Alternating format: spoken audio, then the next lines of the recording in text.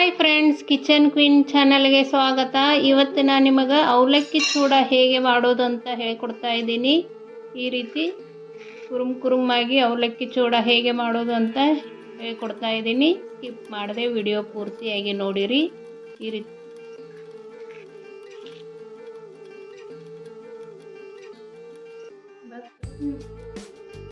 ಇಲ್ಲಿ ಅರ್ಧ ಕೆಜಿ ಅವಲಕ್ಕಿಯನ್ನು ತೆಗೆದುಕೊಂಡು ಈ ರೀತಿ ಸಾನಿಸಿಕೊಳ್ಳಬೇಕು. ಅವಲಕ್ಕಿಯಲ್ಲಿ ಎರಡು ಥರ ಬರುತ್ತವೆ, ಒಂದು ಡಿಲಕ್ಸ್ ಅವಲಕ್ಕಿ ಮತ್ತು ಇನ್ನೊಂದು ಲೈಲಾನ್ ಅವಲಕ್ಕಿ. ಇಲ್ಲಿ ನಾನು ಡಿಲಕ್ಸ್ ಅವಲಕ್ಕಿ ತೆಗೆದುಕೊಂಡಿದ್ದೇನೆ.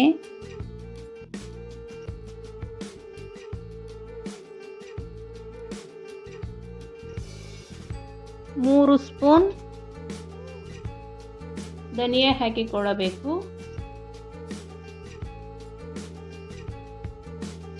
ಈ ಮಸಾಲೆ ಹಾಕುವುದರಿಂದ ಚೂಡ ತುಂಬ ಟೇಸ್ಟಿಯಾಗಿ ಚೆನ್ನಾಗಿ ಬರುತ್ತವೆ. ಒಂದು ಸ್ಪೂನ್ ಬಡೆ ಸೊಪ್ಪು ಹಾಕಿಕೊಂಡಿದ್ದೇನೆ. ಈಗ ಬ್ಲ್ಯಾಕ್ ಸಾಲ್ಟ್ ಒಂದು ಸ್ಪೂನ್ ಹಾಕಬೇಕು. ಇದಕ್ಕೆ ಡ್ರೈ ಮ್ಯಾಂಗೋ ಪೌಡ್ರ್ ಅರ್ಧ ಸ್ಪೂನ್ನಷ್ಟು ಹಾಕಿಕೊಳ್ಳಬೇಕು. ರುಚಿಗೆ ತಕ್ಕಷ್ಟು ನಾರ್ಮಲ್ ಸಾಲ್ಟ್ ಹಾಕಿಕೊಳ್ಳಬೇಕು. ಇದಕ್ಕೆ ನಾನು 2 ಸ್ಪೂನ್ ಶುಗರ್ ಹಾಕಿಕೊಂಡಿದ್ದೇನೆ. ಈಗ 1 ಸ್ಪೂನ್ ಜೀರಿಗೆ ಹಾಕಿಕೊಳ್ಳೋಣ. ಹಾಕಿ ತರಿಯಾಗಿ ಮಿಕ್ಸಿ ಮಾಡಿಕೊಳ್ಳಬೇಕು. ಇದು ಈ ರೀತಿ ತರಿಯಾಗಿ ಮಿಕ್ಸಿ ಮಾಡಿಕೊಳ್ಳಬೇಕು. ಈಗ ಸೋಸಿಕೊಂಡಿರುವ ಅವಲಕ್ಕಿಯನ್ನು ಈ ರೀತಿ ಒಂದು ಬುಟ್ಟಿಗೆ ಹಾಕಿ ಚೆನ್ನಾಗಿ ಬಿಸಿ ಮಾಡಿಕೊಳ್ಳಬೇಕು. ಈ ರೀತಿ 2 ಸ್ಪೂನ್ನಿಂದ ಚೆನ್ನಾಗಿ ಬಿಸಿ ಮಾಡುವುದರಿಂದ ಅವಲಕ್ಕಿ ಕುರುಕುರು ಆಗುತ್ತವೆ.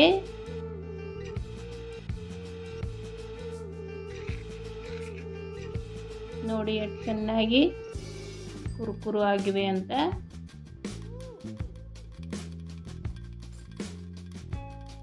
ಗ್ಯಾಸ್ ಮೇಲೆ ಒಂದು ಬುಟ್ಟಿಯನ್ನು ಇಟ್ಟು ಅದಕ್ಕೆ 1 ಕಪ್ನಷ್ಟು ಎಣ್ಣೆಯನ್ನು ಹಾಕಿಕೊಳ್ಳಬೇಕು. ಇದಕ್ಕೆ 1 ಕಪ್ ಡ್ರೈ ಫ್ರೂಟ್ಸ್ ಹಾಕಿಕೊಂಡಿದ್ದೇನೆ. ಇಲ್ಲಿ ನಾನು ಕಾಜು ಮತ್ತು ಒಣದ್ರಾಕ್ಷಿ ತೆಗೆದುಕೊಂಡಿದ್ದೇನೆ. ಇಷ್ಟು ಫ್ರೈ ಆದರೆ ಸಾಕು. ಇದನ್ನು ತೆಗೆಯಬೇಕು. ಈಗ ಇದಕ್ಕೆ 1 ಕಪ್ನಷ್ಟು ಶೇಂಗಾ ಹಾಕಿಕೊಳ್ಳಬೇಕು. ಪೀನಟ್.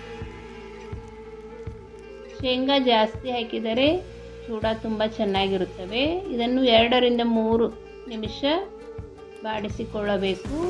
ಈಗ ಇವು ರೆಡಿಯಾಗಿವೆ. ತೆಗೆಯೋಣ.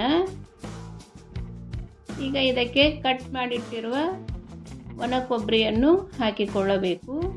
ಒಣ ಕೊಬ್ಬರಿಯನ್ನು ತಿಳುವಾಗಿ ಕಟ್ ಮಾಡಬೇಕು, ಅಂದರೆ ತಿನ್ನಲು ತುಂಬ ಚೆನ್ನಾಗಿರುತ್ತವೆ. ಫ್ರೈ ಆದರೆ ಸಾಕು. ತೆಗೆಯೋಣ.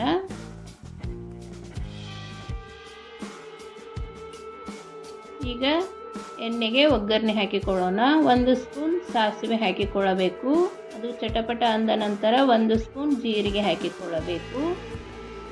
ಈಗ ಇದಕ್ಕೆ ನಾನು 2 ಸ್ಪೂನ್ನಷ್ಟು ಬಿಳಿ ಎಳ್ಳನ್ನು ಹಾಕಿದ್ದೇನೆ.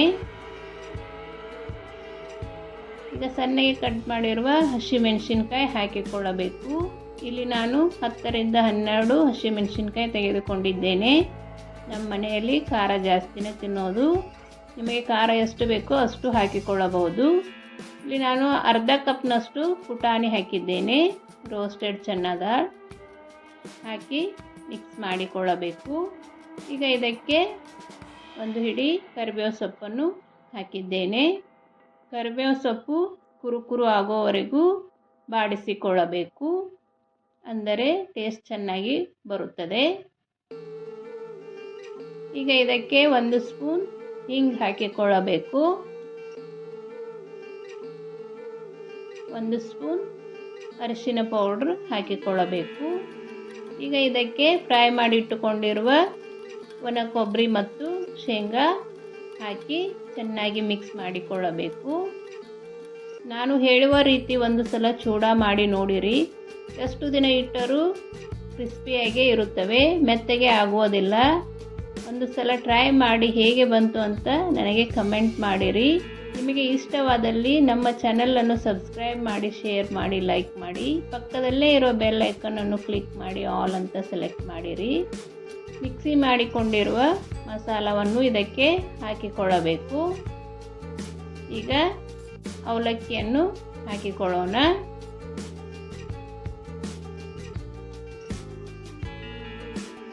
ಈ ರೀತಿ 2 ಸ್ಪೂನ್ ತೆಗೆದುಕೊಂಡು ಚೆನ್ನಾಗಿ ಮಿಕ್ಸ್ ಮಾಡಿದರೆ ಚೆನ್ನಾಗಿ ಮಿಕ್ಸ್ ಆಗುತ್ತವೆ.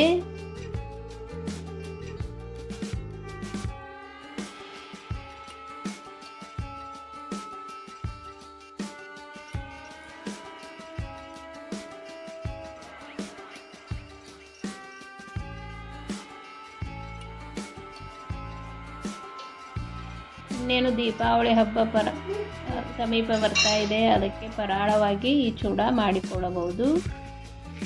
ನೋಡಿ ಎಷ್ಟು ಚೆನ್ನಾಗಿ ಕ್ರಿಸ್ಪಿಯಾಗಿವೆ ಅಂತ. ಒಂದು ಸಲ ನೀವು ನಿಮ್ಮ ಮನೆಯಲ್ಲಿ ಟ್ರೈ ಮಾಡಿ. ಅವಲಕ್ಕಿ ಚೂಡ ರೆಡಿ ಆದವು.